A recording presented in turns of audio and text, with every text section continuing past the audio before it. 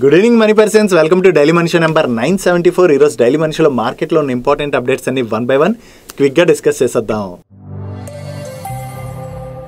ముందుగా market update చూసినట్లయితే ఈ రోజు సెషన్లో సెన్సెక్స్ 50 పాయింట్స్ కరెక్ట్ అయ్యి 78,148 పాయింట్స్కి క్లోజ్ అయినట్లయితే నిఫ్టీ 18 పాయింట్స్ కరెక్ట్ అయ్యి 23,688 పాయింట్స్కి క్లోజ్ అయింది. అండ్ ఈ రోజు సెషన్లోని మిడ్ క్యాప్ ఇండెక్స్ 1.05% కరెక్ట్ అయినట్లయితే స్మాల్ క్యాప్ ఇండెక్స్ 1.33% కరెక్ట్ అయింది. అండ్ బ్యాంక్ నిఫ్టీ 0.73% కరెక్ట్ అయింది. అండ్ ఈ రోజు మార్నింగ్ నుంచి కూడా మన మార్కెట్లోని చాలా వాలటాలిటీ కనపడింది కదా. దానికి 2 రీజన్స్ ఉన్నాయి. దీనిలో ఫస్ట్ రీజన్, నిన్న US November month job data అయితే వచ్చింది. ఈ నవంబర్ మంత్ లోని యుఎస్ లోని జాబ్ ఓపెనింగ్స్ అయితే బాగా పెరిగాయి. సో ఈ జాబ్ ఓపెనింగ్స్ బాగా పెరుగుతున్నాయంటే దాని మీనింగ్ ఏంటి? ఎకానమీ అయితే స్టిల్ స్టడీగానే ఉన్నదని మీనింగ్ కదా. దీంతో పాటుగా రీసెంట్ గా మనం చూసినట్లయితే యుఎస్ లోని ఇన్ఫ్లేషన్ కూడా మళ్ళీ కొంత పెరగడంతో లాస్ట్ ఫెడ్ మీటింగ్ లోని యుఎస్ ఫెడ్ చైర్ అయినటువంటి జెరోమ్ పవెల్ గారు మాట్లాడుతూ ప్రెసెంట్ అయితే యుఎస్ ఎకానమీ చాలా స్ట్రాంగ్ గా ఉన్నదని అండ్ వీళ్ళ మెయిన్ ఫోకస్ అయితే ఇన్ఫ్లేషన్ పైనే ఉంటుందని, దీంతో ఈ క్యాలెండర్ ఇయర్ లోని రేట్ కట్స్ అయితే స్లోగా చేస్తాం అన్నట్టుగా కామెంట్ చేశారు. సో ఇప్పుడు వచ్చినటువంటి జాబ్ ఓపెనింగ్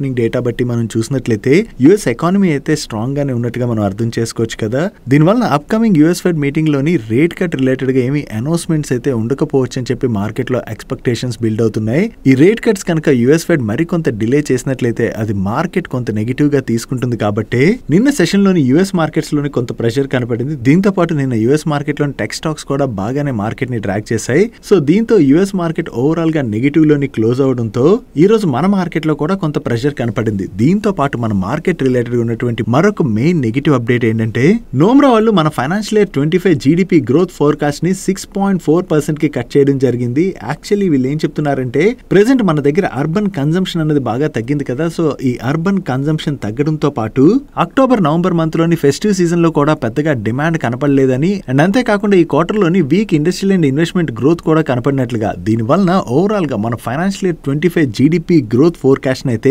డౌన్వర్డ్ చేస్తున్నట్లుగా నోమ్రా వాళ్ళు అనౌన్స్ చేయడం జరిగింది. ప్రెసెంట్ మనం ఫేస్ చేస్తున్నటువంటి మెయిన్ కన్సర్న్ అయితే అర్బన్ సెగ్మెంట్ లోని కన్జంప్షన్ అయితే బాగా తగ్గింది.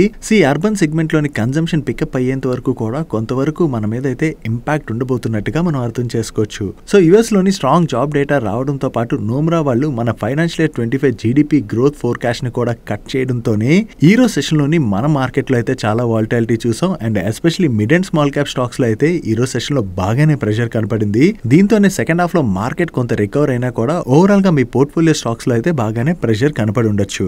ఎలాగా ఇప్పుడు Q3 రిజల్ట్స్ రావడం స్టార్ట్ అయ్యాయి కదా. యాక్చువల్లీ మనం Q2 లో చూసినట్లయితే కొంతవరకు కంపెనీస్ అయితే డిసప్పాయింటింగ్ నెంబర్స్ ని పోస్ట్ చేయడం జరిగింది. దాంతో ఆ టైంలో మన మార్కెట్ లో అయితే ప్రెషర్ చూసాం. ఇప్పుడు Q3 లోని కంపెనీస్ యొక్క నెంబర్స్ ఎలా ఉంటాయన్న దాన్ని బట్టే ఫర్దర్ గా మన మార్కెట్ లోని మూమెంటం అన్నది ఆధారపడి ఉన్నది. ఒకవేళ Q3 లోని కంపెనీస్ బెటర్ నెంబర్స్ ని పోస్ట్ చేసినట్లయితే మనం మార్కెట్ లో పాజిటివ్ రియాక్షన్ చూసే అవకాశం ఉంది. అలా కాకుండా Q3 కూడా కొంతవరకు మార్కెట్ ని డిసప్పాయింట్ చేసినట్లయితే ఫర్దర్ గా కూడా మన మార్కెట్ లో కొంత ప్రెషర్ కనపడేటువంటి అవకాశం ఉన్నది. So this Q3 numbers are very important for our Indian market. Next ఇప్పుడు విశాఖ ఇండస్ట్రీస్ గురించి మనం మాట్లాడుకోబోతున్నాం. వీళ్ళ రిలేటెడ్ గా ఉన్నటువంటి అప్డేట్ ఏదైతే ఉన్నదో ఇది చాలా ఇంపార్టెంట్ అప్డేట్. ఈ విశాఖ ఇండస్ట్రీస్ వల్ల ఇంటిగ్రేటెడ్ సోలార్ రూఫ్ సొల్యూషన్ అయినటువంటి ఆతుమ్ సోలార్ రూఫ్స్ కి ministry of new and renewable energy వల్ల ALMM అంటే approved list of models and manufacturers లోని సర్టిఫై చేసినట్టుగా వీళ్ళు అనౌన్స్ చేయడం జరిగింది. మన కంట్రీలోని ఇంటిగ్రేటెడ్ సోలార్ రూఫ్ సొల్యూషన్ లోని ఈ ALMM లిస్ట్ లోని సర్టిఫై చేసినటువంటి ఫస్ట్ కంపెనీ వీళ్ళదే అని చెప్పి వీళ్ళు షేర్ చేస్తున్నారు. సో ఇంటిగ్రేటెడ్ రూఫ్ సొల్యూషన్ లోని మన కంట్రీలోని ఈ ALMM సర్టిఫైడ్ అయినటువంటి ఫస్ట్ కంపెనీ వీళ్ళదే. కాబట్టి ఈ సెక్టర్ లో ఉన్నటువంటి ఆపర్చునిటీ ఏదైతే ఉన్నదో ఆ ఆపర్చునిటీని వీళ్ళు క్యాటర్ చేయడానికి వీళ్ళకి చాలా మంచి అవకాశం దొరికినట్టుగా మనం అర్థం చేసుకోవచ్చు. సో ఇది విశాఖ ఇండస్ట్రీస్ వాళ్ళ రిలేటెడ్ గా బిగ్ పాజిటివ్. కాబట్టి ఈ రోజు సెషన్ లో సెకండ్ హాఫ్ లోని ఈ స్టాక్ లో ఒక్కసారి జంప్ కనపడింది. డైలీ మార్కెట్ లో వచ్చేటువంటి ఇటువంటి ఇంపార్టెంట్ అప్డేట్స్ ని మీతో డీటెయిల్ గా షేర్ చేయడానికి మన మనీ పర్స్ టీమ్ ఏవైతే ఎఫర్ట్స్ పెడుతుందో ఆ ఎఫర్ట్స్ గనక మీకు హెల్ప్ఫుల్ అవుతున్నట్లయితే ఈ వీడియోని మర్చిపోకుండా లైక్ చేయడానికి ప్రయత్నించండి. నెక్స్ట్ NSE వాళ్ళు వాళ్ళ F&O సెగ్మెంట్ లోని ఈ జనవరి 31 నుంచి 6 న్యూ స్టాక్స్ అయితే యాడ్ చేయబోతున్నారు. ఈ స్టాక్స్ లిస్ట్ మీరు ఇక్కడ స్క్రీన్ పై చూడొచ్చు. ఒకటి Castrol India, second one is Gland Pharma and వీటితో పాటు NBCC, the Phoenix Mills, Solar Industries India Limited and Torrent Power Power ఈ 6 స్టాక్స్ ని జనవరి 31st నుంచి ఎన్ఎస్సి వాళ్ళు F&O సెగ్మెంట్ లో అయితే ఇంక్లూడ్ చేయబోతున్నారు. నెక్స్ట్ వైటో క్యాపిటల్ వాళ్ళు ఒక ఇంట్రెస్టింగ్ రిపోర్ట్ అయితే రిలీజ్ చేశారు. లాస్ట్ ఫ్యూ ఇయర్స్ నుంచి చూసినట్లయితే మన మార్కెట్ పెర్ఫార్మెన్స్ ఎలా ఉన్నది అండ్ మన మార్కెట్ పెర్ఫార్మెన్స్ ఇప్పటి వరకు పెర్ఫార్మెన్స్ మనం పక్కన పెడితే ఫ్యూచర్ లోని మార్కెట్ ఎలా ఉండబోతుంది అండ్ అలాగే మనం ఎటువంటి సెక్టర్స్ పైన ఫోకస్ చేసినట్లయితే మనం బెనిఫిట్ పొందుతాం అన్నది ఈ రిపోర్ట్ లో డేటా చదివామనుకోండి ఒక అవగాహన అయితే మనకు వస్తుంది. మన మార్కెట్ లో వాలటాలిటీ చూడు ఇదే ఫస్ట్ టైమా? లేదు కదా, చాలా సందర్భాల్లో వాలటాలిటీ చూసాం. ఇక్కడ మీరు ఇమేజ్ లో చూడొచ్చు మన మార్కెట్ లోని ఎన్నిసార్లు వాలటాలిటీ కనపడిందని. ప్రతిసారి మార్కెట్ లో వాలటాలిటీ కనపడడానికి ఏదో ఒక రీజన్ ఉంటుంది కదా, ఆ రీజన్స్ అన్నిటిని కూడా వీళ్ళు ఇక్కడ మెన్షన్ చేయడం జరిగింది. And coming to second slide, ఇప్పటి వరకు మన సెన్సెక్స్ పెర్ఫార్మెన్స్ ఎలా ఉందంటే 2019 నుంచి 2024 ఈ 5 years లోని మన సెన్సెక్స్ పెర్ఫార్మెన్స్ ఎలా ఉన్నది అన్నది వీళ్ళు ఇక్కడ మెన్షన్ చేయడం జరిగింది. ఈ 5 years లోని సెన్సెక్స్ 13.6% CAGR చొప్పున గ్రోత్ డెలివర్ చేయడం జరిగింది. అండ్ రిమైనింగ్ కీ మెట్రిక్స్ మీరు ఇక్కడ చూడొచ్చు.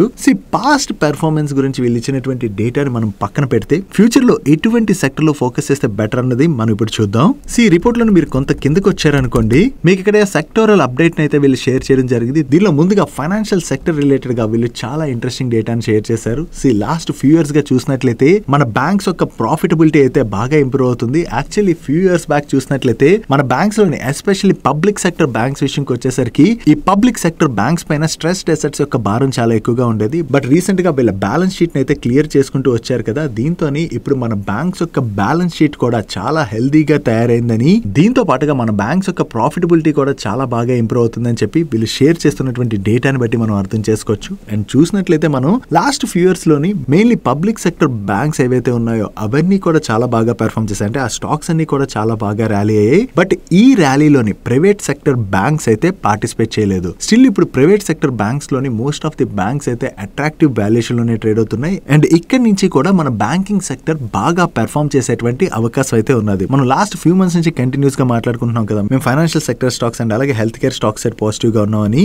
ఇప్పుడు వస్తున్నటువంటి డేటా ఆధారంగా మనం చూసినట్లయితే నెక్స్ట్ ప్రైవేట్ బ్యాంక్స్ లో అయితే మనం మంచి రన్అప్ చూసేటువంటి అవకాశం ఉన్నది. కాబట్టి ఎవరైతే ఈ ఫైనాన్షియల్ సెక్టర్ రిలేటెడ్ గా ఇంట్రెస్టెడ్ గా ఉన్నారో ఒకసారి ప్రైవేట్ బ్యాంక్స్ రిలేటెడ్ గా వర్క్ చేయడానికి ప్రయత్నించండి. ఫుల్ ఫ్లెజ్డ్ గా వర్క్ చేసి మీ ఇన్వెస్ట్మెంట్ డిసిషన్ తీసుకోవచ్చు. ఒకవేళ ఈ ఫైనాన్షియల్ సెక్టర్ రిలేటెడ్ గా వర్క్ చేసే అంత నాలెడ్జ్ మాకు లేదు అనుకుంటే మ్యూచువల్ ఫండ్ రూట్ ని కూడా మీరు సెలెక్ట్ చేసుకోవడం అన్నది బెటర్. ఇప్పుడు బ్యాంకింగ్ సెక్టర్ ఆపర్చునిటీ గురించి మనం మాట్లాడుకున్నాం కదా, next health care sector related గా కూడా వీళ్ళు డేటాను రిలీజ్ చేశారు. లాంగ్ టర్మ్ లోని హెల్త్ కేర్ సెక్టర్ ఎంత మంచి రిటర్న్స్ డెలివర్ చేసింది అన్నది మీరు ఇక్కడ స్క్రీన్ పై చూడొచ్చు. And especially health care sector విషయంకి వచ్చేసరికి ఈ సెక్టర్ లో ఉండేటువంటి మోస్ట్ ఆఫ్ ది స్టాక్స్ అయితే లాస్ట్ ర్యాలీలోని పార్టిసిపేట్ చేయలేదు. స్టిల్ హెల్త్ కేర్ సెక్టర్ లో ఉండేటువంటి చాలా స్టాక్స్ అయితే అట్రాక్టివ్ వాల్యుయేషన్ లోనే దొరుకుతున్నాయి. మీకు గుర్తున్నట్లయితే మొన్న ఆస్క్ మనీ పర్ షోలో కూడా వొకాడ్ ఫార్మా గురించి డీటెయిల్ గా ఎక్స్ప్లెయిన్ చేసాం కదా. వొకాడ్ ఫార్మాతో పాటుగా ఏపీఐ మ్యానుఫ్యాక్చరింగ్ కంపెనీస్ ఏవైతే ఉన్నాయో ఏపీఐ మ్యానుఫ్యాక్చరింగ్ కంపెనీస్ కూడా చాలా రోజుల నుంచి ప్రెషర్ ని ఫేస్ చేశాయి. వీటిలో కూడా రికవరీ కనపడేటువంటి అవకాశం ఉన్నది. అండ్ అంతేకాకుండా మార్కెట్ ఫాల్ కండిషన్ లోని హెల్త్ కేర్ సెక్టర్ ఏదైతే ఉన్నదో ఇది డిఫెన్స్ బెట్ గా వీళ్ళు షేర్ చేస్తున్నారు. 2008 లో మార్కెట్ ఫాల్ చూసాం, 2011 లో మార్కెట్ ఫాల్ చూసాం. ఆ టైంలోని నిఫ్టీ 500 TRA పెర్ఫార్మెన్స్ కన్నా కూడా ఈ హెల్త్ కేర్ సెక్టర్ అయితే బెటర్ గా పెర్ఫార్మ్ చేయడం జరిగింది. అండ్ 2025 లో కూడా మన మార్కెట్ లో కొంత వాలటాలిటీ కనపడేటువంటి అవకాశం ఉంది. అంటే గ్లోబల్లీ క్రియేట్ అవుతున్నటువంటి జియో పొలిటికల్ టెన్షన్స్ కావచ్చు అండ్ అలాగే మన మార్కెట్ కొంత ఎక్స్పెన్సివ్ వాల్యుయేషన్ లో ట్రేడ్ అవుతున్నది. దీంతో పాటుగా మన దగ్గర గ్రోత్ లో కూడా కొంత స్లో డౌన్ కనిపిస్తుంది కదా, Q2 నెంబర్స్ లో మనం క్లియర్ గా చూసాం. ఇటువంటి కండిషన్ లోని మార్కెట్ కొంత వాలటైల్ గా మూవ్ అవచ్చు. కాబట్టి ఇలాంటి టైంలోని హెల్త్ కేర్ సెక్టర్ ని డిఫెన్సివ్ బెట్ గా తీసుకోవచ్చు. ఒకవేళ మీలో ఎవరైనా హెల్త్ కేర్ సెక్టర్ రిలేటెడ్ గా ఇంట్రెస్ట్ ఉన్నట్లయితే ఒకసారి ఈ సెక్టర్ లో ఉన్నటువంటి స్టాక్స్ ని ఫోకస్ చేయండి. ఈ సెక్టర్ లో స్టాక్స్ రిలేటెడ్ గా వర్క్ చేసి బెటర్ వాల్యుయేషన్ లో ఏవైతే కంపెనీస్ ట్రేడ్ అవుతున్నాయో అటువంటి స్టాక్స్ ని పిక్ చేసుకున్నట్లయితే లాంగ్ రన్ లోని ఆ స్టాక్స్ మనకి బెటర్ రిటర్న్స్ డెలివర్ చేసేటువంటి అవకాశం ఉన్నది. వీటితో పాటు ఇన్వెస్టర్స్ కి లాంగ్ టర్మ్ లోని ఐటీ సర్వీసెస్ కంపెనీస్ కూడా చాలా మంచి వెల్త్ జనరేట్ చేసాయి. అండ్ అంతేకాకుండా లాస్ట్ 2 years నుంచి చూసినట్లయితే యుఎస్ ఎకానమీలో కనబడుతున్నటువంటి స్లో డౌన్ వలన ఈ ఐటీ సెక్టర్ లో ఉండేటువంటి కంపెనీస్ అయితే స్ట్రగుల్ అవుతున్నాయి. స్టిల్ ఇంకా యుఎస్ లోని ఫుల్ ఫ్లెజ్డ్ గా రికవరీ అయితే స్టార్ట్ అవ్వలేదు. బట్ వన్స్ రికవరీ కనుక స్టార్ట్ అయినట్లయితే ఈ ఐటీ సెక్టర్ లో ఉండేటువంటి కంపెనీస్ కూడా బాగా పెర్ఫార్మ్ చేసేటువంటి అవకాశం ఉన్నది. ఈ 2025 లోని ఐటీ సెక్టర్ పైన కూడా మనం ఫోకస్ చేసి ఇందులో ఉన్నటువంటి క్వాలిటీ కంపెనీస్ ని కనుక పికప్ చేసుకున్నట్లయితే లాంగ్ రన్ లోని ఈ సెక్టర్ లో కూడా మనకి మంచి రిటర్న్స్ వచ్చేటువంటి అవకాశం ఉన్నది. అండ్ ఈ రిపోర్ట్ లో ఇంకా ఇంట్రెస్టింగ్ డేటా చాలానే ఉన్నది. ఒకవేళ మీలో ఎవరైనా ఈ రిపోర్ట్ రిలేటెడ్ గా ఇంట్రెస్ట్ ఉన్నట్లయితే కింద కామెంట్ సెక్షన్ లో కామెంట్ చేయండి. ఈ రిపోర్ట్ ని ఈ రోజు మన టెలిగ్రామ్ ఛానల్ లో వీడియో రిలీజ్ అయ్యాక షేర్ చేస్తాను. మీరు అక్కడి నుంచి డౌన్లోడ్ చేసుకోవచ్చు. మన టెలిగ్రామ్ ఛానల్ యొక్క లింక్ ఈ వీడియో యొక్క డిస్క్రిప్షన్ లోను కింద కామెంట్ సెక్షన్ లో ఫస్ట్ కామెంట్ లో పిన్ అయి ఉంటుంది. దాని మీద క్లిక్ చేయడం ద్వారా మీరు మన టెలిగ్రామ్ ఛానల్ లో జాయిన్ అయ్యి ఈ రిపోర్ట్ అయితే డౌన్లోడ్ చేసుకోవచ్చు. నెక్స్ట్ మీకు గుర్తున్నట్లయితే సెబీ ఎప్పుడైతే F&O సెగ్మెంట్ లోని తోని కొత్త రూల్స్ తీసుకొచ్చిందో ఆ టైం నుంచి బ్రోకింగ్ స్టాక్స్ తోని కొంతవరకు జాగ్రత్తగా ఉండడం బెటర్ అని చెప్పి మన డిఎంఎస్ లోని కంటిన్యూస్ గా మాట్లాడుకుంటున్నాం కదా. లాస్ట్ ఫ్యూ మంత్స్ గా చూసినట్లయితే సెబీ తీసుకొచ్చినటువంటి ఈ కొత్త రూల్స్ వలన F&O వాల్యూమ్స్ అయితే తగ్గుతూ వస్తున్నాయి. దీంతో ఈ బ్రోకింగ్ కంపెనీస్ యొక్క నెంబర్స్ అయితే డైరెక్ట్ గా ఇంపాక్ట్ అయ్యేటువంటి అవకాశం ఉన్నది. దీనివల్ల ఈ బ్రోకింగ్ కంపెనీస్ యొక్క నెంబర్స్ అయితే ఇంపాక్ట్ అయ్యేటువంటి అవకాశం అయితే కనిపిస్తుంది. రీసెంట్ గా ఏంజల్ వన్ వాళ్ళు వాళ్ళ బిజినెస్ అప్డేట్ ని రిలీజ్ చేశారు కదా, దానిలో క్లియర్ గా అయితే వాళ్ళ నెంబర్స్ లో డ్రాప్ అన్నది మనం చూసాం. సో ఈ క్వార్టర్ లోని బ్రోకింగ్ కంపెనీస్ యొక్క నెంబర్స్ ఎలా ఉంటాయి అన్నది మనం చూడాలి. ఈ క్వార్టర్ నెంబర్స్ ఇంపాక్ట్ అయినా వెంటనే రికవరీ కూడా కనపడకపోవచ్చు. ఎందుకంటే F&O వాల్యూమ్స్ పికప్ అవ్వాలంటే మరికొంత టైం పట్టేటువంటి అవకాశం ఉన్నది. కాబట్టి కొంతకాలం అయితే ఈ బ్రోకింగ్ స్టాక్స్ పైన మనం ఇంపాక్ట్ చూడొచ్చు. ఆల్రెడీ ఇంపాక్ట్ పడుతున్నటువంటి ఈ బ్రోకింగ్ కంపెనీస్ రిలేటెడ్ గా మరొక నెగిటివ్ అప్డేట్ వచ్చింది. కోవిడ్ టైం నుంచి చూసినట్లయితే మన కంట్రీలోని డీమ్యాట్ అకౌంట్లు కంటిన్యూస్ గా బాగా ఓపెన్ అయ్యాయి కదా. బట్ ఈ డిసెంబర్ క్వార్టర్ లో మాత్రం ఇప్పటి వరకు డీమ్యాట్ అకౌంట్ ఓపెనింగ్ లో ఏదైతే గ్రోత్ కనపడిందో ఆ గ్రోత్ అయితే షార్ప్ గా తగ్గినట్లుగా మీడియా ప్లాట్ఫామ్స్ అయితే రిపోర్ట్ చేస్తున్నాయి. దానికి రీజన్ లాస్ట్ ఫ్యూ మంత్స్ గా మార్కెట్ లో చాలా వాలటాలిటీ కనపడుతుంది కదా. సో ఇటువంటి వాలటైల్ మార్కెట్ కండిషన్ లో యాక్చువల్లీ కొత్త ఇన్వెస్టర్స్ మార్కెట్ రిలేటెడ్ గా ఇంట్రెస్ట్ చూపించారు కాబట్టి నెంబర్ ఆఫ్ అకౌంట్ ఓపెనింగ్స్ అన్నవి తగ్గుతాయి. సో ఫర్దర్ గా మార్కెట్ లో కనుక రికవరీ కనపడి అంటే మార్కెట్ లో మంచి ర్యాలీ కనపడింది అనుకోండి, కొత్త ఇన్వెస్టర్స్ వస్తారు కాబట్టి దట్ ఈస్ ఫైన్. అలా కాకుండా ఈ 2025 లో కూడా మార్కెట్ లో వాలటాలిటీ కనుక కంటిన్యూ అయినట్లయితే number of new account openings కూడా తగ్గుతాయి. కాబట్టి దానివల్ల ఆల్రెడీ స్ట్రగుల్ అవుతున్నటువంటి బ్రోకింగ్ కంపెనీస్ పైన మరికొంత ఇంపాక్ట్ పడేటువంటి అవకాశం ఉన్నది. సో దీంతో కొంతకాలం వరకు ఈ బ్రోకింగ్ స్టాక్స్ తోనైతే ఇన్వెస్టర్స్ జాగ్రత్తగా ఉండడం అన్నది బెటర్. నెక్స్ట్ యునైటెడ్ బ్రెవరీస్ వాళ్ళ రిలేటెడ్ గా చాలా ఇంపార్టెంట్ అప్డేట్ ఉన్నది. ఈ యునైటెడ్ బ్రెవరీస్ వాళ్ళు తెలంగాణ గవర్నమెంట్ ఎంటిటీ అయినటువంటి తెలంగాణ బెవరేజెస్ కార్పొరేషన్ లిమిటెడ్ వాళ్ళకి సప్లై చేసేటువంటి బియర్స్ ని వెంటనే ఆపివేస్తున్నట్టుగా ఈ రోజు అనౌన్స్ చేయడం జరిగింది. యాక్చువల్లీ ఈ బియర్ సప్లైని వీళ్ళు ఆపేయడానికి రీజన్ ఏంటంటే తెలంగాణ బెవరేజెస్ కార్పొరేషన్ లిమిటెడ్ వాళ్ళు 2019-2020 నుంచి ఇప్పటి వరకు వీళ్ళ బియర్ ప్రైసెస్ అయితే రివైజ్ చేయలేదని. సో ఈ బియర్ ప్రైస్ని రివైజ్ చేయకపోవడం వలన కంపెనీ యొక్క మార్జిన్స్ పైన ఇంపాక్ట్ పడుతుంది. అండ్ అంతేకాకుండా తెలంగాణ బెవరేజెస్ కార్పొరేషన్ లిమిటెడ్ వాళ్ళ దగ్గర నుంచి వీళ్ళకి బియర్ సప్లై రిలేటెడ్ గా సిగ్నిఫికెంట్ ఓవర్ డ్యూస్ కూడా ఉన్నాయి. వాటిని అయితే గవర్నమెంట్ క్లియర్ చేస్తామని చెప్తుంది. కానీ ఈ ప్రైస్లు పెంచకపోవడం వలన వీళ్ళు TGBCL కి అయితే బియర్ సప్లైస్ ని ఆపివేస్తున్నట్టుగా అనౌన్స్ చేయడం జరిగింది. సో TGBCL కి వీళ్ళ బియర్ సప్లై ఆపివేసినట్లయితే తెలంగాణలోని వీళ్ళ బియర్ వాల్యూమ్స్ అయితే తగ్గుతాయి కదా. దానివల్ల ఓవరాల్ గా వీళ్ళ బిజినెస్ పైన ఇంపాక్ట్ పడుతుంది. కాబట్టి ఈ రోజు సెషన్ లో యునైటెడ్ బ్రెవరీ స్టాక్ లో ప్రెషర్ కనపడింది. అండ్ దీని రిలేటెడ్ గా తెలంగాణ ఎక్సైజ్ కమిషన్ వాళ్ళు కూడా రెస్పాండ్ అవుతూ సెప్టెంబర్ 2024 నుంచి బియర్ ఇండస్ట్రీకి అయితే ఎటువంటి పెండింగ్ డ్యూస్ లేవని, 2024 ఏప్రిల్ టు ఆగస్ట్ ఈ సీజన్ లోనే పెండింగ్ డ్యూస్ అయితే ఉన్నాయి, దాన్ని ఆల్రెడీ ఫైనాన్స్ డిపార్ట్మెంట్ కి అయితే సబ్మిట్ చేసేసామని క్లారిటీ ఇవ్వడం జరిగింది. అండ్ ఈ ప్రైస్ రివైజ్ చేయట్లేదని వీళ్ళు చెప్తున్నారు కదా. ఈ ప్రైస్ రివిజన్ రిలేటెడ్ గా ఫిక్సేషన్ కమిటీ అయితే ఆల్రెడీ వర్క్ చేస్తుందని.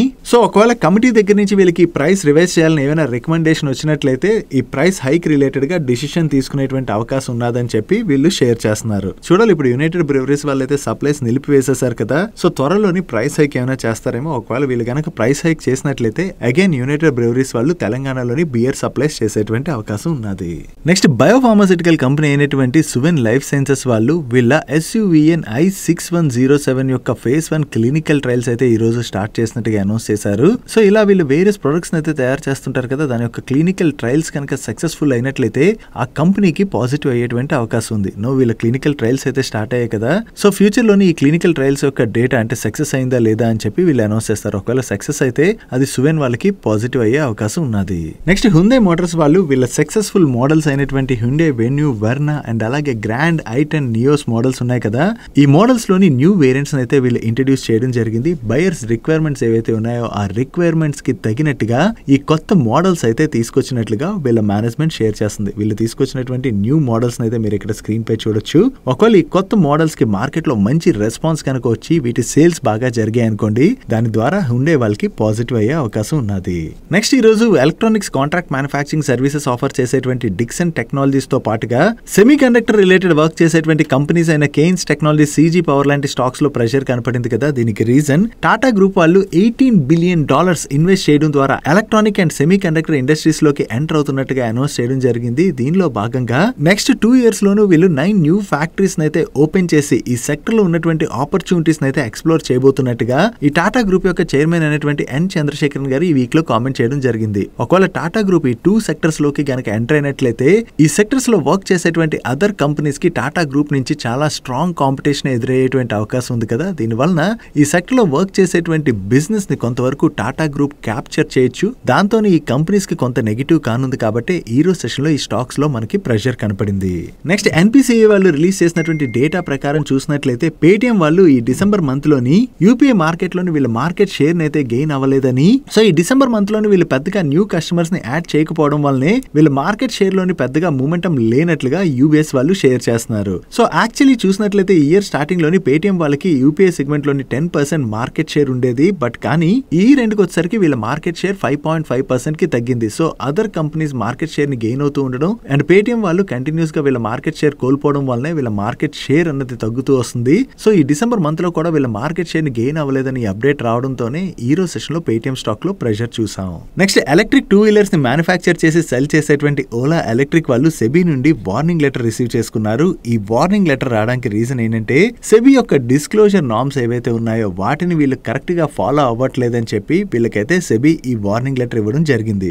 ఓలా ఎలక్ట్రిక్ రిలేటెడ్ గా ఏవైతే ఇన్ఫర్మేషన్ అంటే ప్రైస్ రిలేటెడ్ ఇన్ఫర్మేషన్ కావచ్చు, new product launch related information కావచ్చు, ఇటువంటివి ఏవైనా ఉన్నా కూడా ముందుగా వీళ్ళు ఎక్స్చేంజెస్ కి అప్డేట్ చేయవలసి ఉంటుంది. అలా ఎక్స్చేంజెస్ కాకుండా సోషల్ మీడియా ప్లాట్ఫామ్స్ లో ముందుగా పోస్ట్ చేస్తున్నారని, సో ఆ డిస్క్లోజర్ నార్మ్స్ ఏవైతే ఉంటాయో వాటిని మాత్రం కరెక్ట్ గా ఫాలో అవ్వాలని చెప్పి సెబీ ప్రస్తుతానికైతే వీళ్ళకి వార్నింగ్ లెటర్ ఇష్యూ చేయడం జరిగింది. యాజ్ ఆఫ్ నో ఈ వార్నింగ్ లెటర్ వలన వీళ్ళ ఫైనాన్షియల్స్ పైన కానీ బిజినెస్ పైన కానీ ఎటువంటి ఇంపాక్ట్ పడదు. కానీ ఫ్యూచర్ లో ఈ డిస్క్లోజర్ నార్మ్స్ కానీ వీళ్ళు సరిగ్గా ఫాలో అవ్వట్లేనట్లయితే సెబీ వీళ్ళ పైన పెనాల్టీ అది విధించేటువంటి అవకాశం ఉన్నది. అండ్ వీళ్ళు రిలేటెడ్ గా మరొక అప్డేట్ కూడా ఉన్నది. మీకు గుర్తున్నట్లయితే ఈ ఓలా ఎలక్ట్రిక్ వాళ్ళు సెంట్రల్ కన్స్యూమర్ ప్రొటెక్షన్ అథారిటీ వాళ్ళ దగ్గర నుంచి షోకాస్ నోటీస్ అయితే రిసీవ్ చేసుకున్నారు కదా. ఈ షోకాస్ నోటీస్ కి వీళ్ళు రిప్లై అయితే సబ్మిట్ చేయాలి. ఈ రిప్లై ని సబ్మిట్ చేసేందుకు గాను కర్ణాటక హైకోర్టు వీళ్ళకి 6 వీక్స్ ఎక్స్టెన్షన్ అయితే ఇచ్చినట్టుగా వీళ్ళు షేర్ చేస్తున్నారు. సో ఈ ఎక్స్టెన్షన్ లభించడంతో వీళ్ళు అడిషనల్ డాక్యుమెంట్స్ అవి ఏవైతే అడుగుతున్నారో ఆ అడిషనల్ డాక్యుమెంట్స్ అన్నిటిని కూడా త్వరలోనే సబ్మిట్ చేస్తామని చెప్పి షేర్ చేయడం జరిగింది. సో వీళ్ళు కన్స్యూమర్ ప్రొటెక్షన్ అథారిటీ వాళ్ళకి అడిషనల్ ఇన్ఫర్మేషన్ ని సబ్మిట్ చేసినట్లయితే వీళ్ళు నిజంగా కస్టమర్స్ యొక్క ఇష్యూస్ ఏవైతే ఉన్నాయో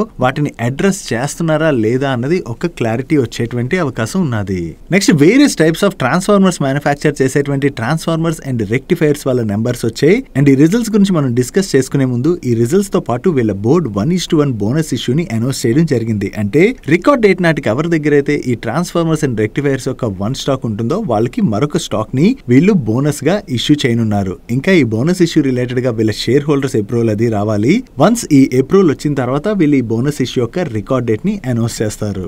no coming to their results, వీళ్ళ టాప్ లైన్ లోని ఇయర్ ఆన్ ఇయర్ లో 51% గ్రోత్ డెలివర్ చేసినట్లయితే క్వార్టర్ ఆన్ క్వార్టర్ లో 21% గ్రోత్ డెలివర్ చేశారు. అండ్ ఎబిటాలో కూడా ఇయర్ ఆన్ ఇయర్ లో చూసినా క్వార్టర్ ఆన్ క్వార్టర్ లో చూసినా మంచి గ్రోత్ డెలివర్ చేయడం జరిగింది. And coming to Pat, last year same quarter తో కంపేర్ చేస్తే ఈ క్వార్టర్ లో వీళ్ళ ప్యాట్ లో 252% గ్రోత్ డెలివర్ చేసినట్లయితే క్వార్టర్ ఆన్ క్వార్టర్ లోని 21% గ్రోత్ డెలివర్ చేయడం జరిగింది. అండ్ సీక్వెన్షియల్ బేసిస్ లోని వీళ్ళ ఎబిటా మార్జిన్స్ లోను ప్యాట్ మార్జిన్స్ లోను మంచి గ్రోత్ డెలివర్ చేశారు. కానీ ఇయర్ ఆన్ ఇయర్ బేసిస్ లో మాత్రం వీళ్ళ ఎబిటా మార్జిన్స్ లో కొంత డ్రాప్ కనిపిస్తుంది. బట్ ప్యాట్ మార్జిన్స్ లో మాత్రం స్లైట్ గా ఇంప్రూవ్మెంట్ కనిపిస్తుంది. సో ఓవరాల్ గా చూసుకుంటే ఈ క్వార్టర్ లోని వీళ్ళ నెంబర్స్ అయితే డీసెంట్ గానే ఉన్నాయి. సో ఇప్పుడు ట్రాన్స్ఫార్మర్స్ అండ్ రెక్టిఫైర్స్ వాళ్ళ నెంబర్స్ బాగా వచ్చాయి కాబట్టి అదర్ ట్రాన్స్ఫార్మర్ కంపెనీస్ ఏవైతే ఉన్నాయో అవి కూడా మంచి నెంబర్స్ డెలివర్ చేసేటువంటి అవకాశం ఉంది. ఆ ట్రాన్స్ఫార్మర్ స్టాక్స్ అయితే ఫోకస్ చేయండి. అండ్ దీంతో పాటుగా ఈ ట్రాన్స్ఫార్మర్స్ లోని యూజ్ చేసేటువంటి బుషెస్ ఏవైతే ఉన్నాయో ఆ బుషెస్ ని ఎష్ హై వోల్టేజ్ వాళ్ళు సప్లై చేస్తుంటారు. సో దీంతో ఎష్ హై వోల్టేజ్ వాళ్ళ సేల్స్ కూడా పెరిగేటువంటి అవకాశం ఉన్నది కాబట్టి ఇది ఎష్ హై వోల్టేజ్ వాళ్ళ రిలేటెడ్ గా కూడా బెనిఫిట్ అయ్యేటువంటి అవకాశం ఉన్నది.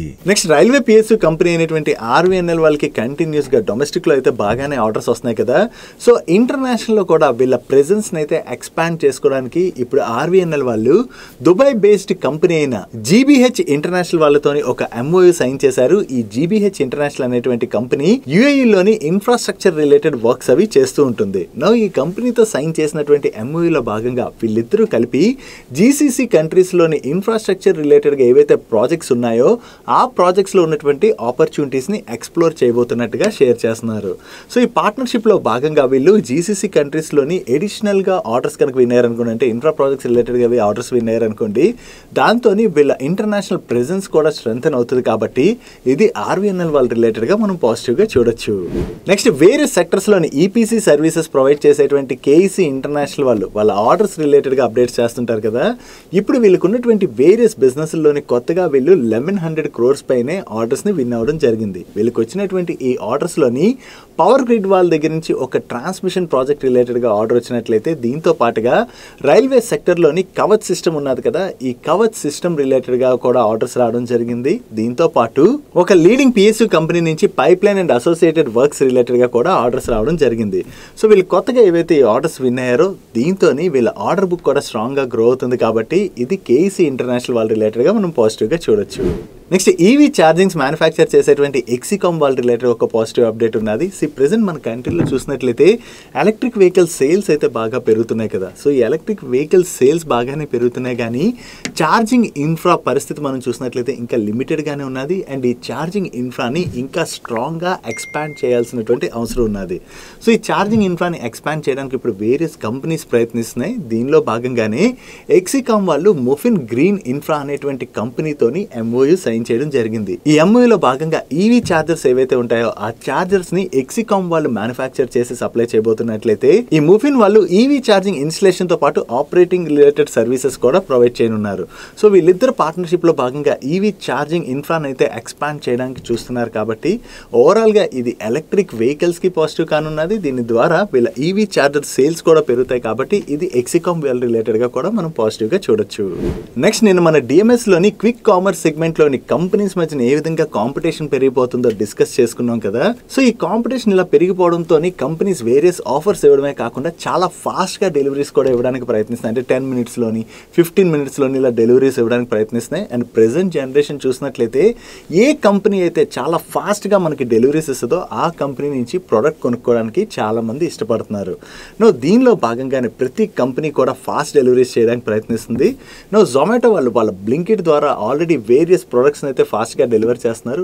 ఫుడ్ సెగ్మెంట్ లో కూడా వీళ్ళు ఇప్పుడు ముంబై అండ్ బెంగళూరులోని 15-minute డెలివరీ ఆప్షన్ అయితే తీసుకురావడం జరిగింది. సో ఈ 15-minute డెలివరీ ఆప్షన్ లో భాగంగా మనకి దగ్గరలో రెస్టారెంట్స్ ఉంటాయి కదా, ఆ రెస్టారెంట్స్ నుంచి వీళ్ళకి కస్టమర్స్ కి అయితే ఫుడ్ డెలివరీ చేయబోతున్నారు. ముంబై బెంగళూరులో అయితే ఇది పైలట్ ప్రాజెక్ట్ గా టెస్ట్ చేస్తున్నారు. అది సక్సెస్ అయిన తర్వాత రిమైనింగ్ ఏరియాస్ కి కూడా దీన్ని ఎక్స్పాండ్ చేసేటువంటి అవకాశం ఉన్నది. మనం కొన్నిసార్లు ఏం జరుగుతుంది, మనం ఏదైనా ట్రైన్ క్యాచ్ చేయాలంటే ఫాస్ట్ గా వెళ్ళాలి ట్రైన్ క్యాచ్ చేయడానికి, లేదా బయటకి ఎక్కడికైనా వెళ్ళాలి. అటువంటి టైంలోని ఫుడ్ ఫాస్ట్గా వస్తే బెటర్ అనిపిస్తుంది కదా. సో ఇలాంటి కేసెస్లోని ఈ 15-minute డెలివరీ ఆప్షన్ ఏదైతే ఉందో అది మనకి యూజ్ అయ్యేటువంటి అవకాశం ఉన్నది. సో ఈ 15-minute డెలివరీ ఆప్షన్ కూడా లాంచ్ చేయడం ద్వారా వీళ్ళు ఫుడ్ డెలివరీ బిజినెస్లో అయితే వీళ్ళ పొజిషన్ని స్ట్రెంగ్తన్ చేసుకోవడానికి ప్రయత్నిస్తున్నారు. కాబట్టి ఇది జొమాటో వాళ్ళ రిలేటెడ్ గా మనం పాజిటివ్ గా చూడొచ్చు. అండ్ జొమాటో వాళ్ళే కాదు, స్విగ్గీ వాళ్ళు కూడా స్నాక్ బై స్విగ్గీ అనేటువంటి ఫుడ్ డెలివరీ యాప్ ద్వారా 15-minute ఫుడ్ డెలివరీని బెంగళూరులోని కొన్ని పిన్ కోడ్స్ లోనైతే పైలట్ ప్రాజెక్ట్ లో భాగంగా టెస్ట్ చేస్తున్నట్లుగా ఈ రోజు CNBC వాళ్ళు షేర్ చేస్తున్నారు. ఒకవేళ సక్సెస్ అయినట్లయితే స్విగ్గీ వాళ్ళు కూడా ఈ 15-minute ఫుడ్ డెలివరీని అయితే తీసుకొచ్చే అవకాశం ఉన్నది. That's it for today's daily munch. ఈ రోజు డైలీ మంచ్ లో మేము షేర్ చేసిన ఇన్ఫర్మేషన్ మీకు నచ్చినట్లయితే ఈ వీడియోని లైక్ చేయండి. అండ్ ఈ video me friends and family members helpful అవుతుంటే ఈ వీడియోని వాళ్ళకి షేర్ చేయండి. అండ్ మీరు ఇదే ఫస్ట్ టైం మన మనీపర్ ఛానల్కి వచ్చి ఛానల్ ఇంకా సబ్స్క్రైబ్ చేసుకోలేనట్లయితే ఇక్కడున్న ఛానల్ లోగో మీద క్లిక్ చేసి ఛానల్ సబ్స్క్రైబ్ చేసుకుంటూ పక్కన ఉన్న బెల్ ఐకాన్లోని ఆల్ నోటిఫికేషన్స్ యాక్టివేట్ చేసుకోండి. నేను చంద్రశేఖర్ పత్రి మరొక ఇంట్రెస్టింగ్ వీడియోతో కలుద్దాం. Good night.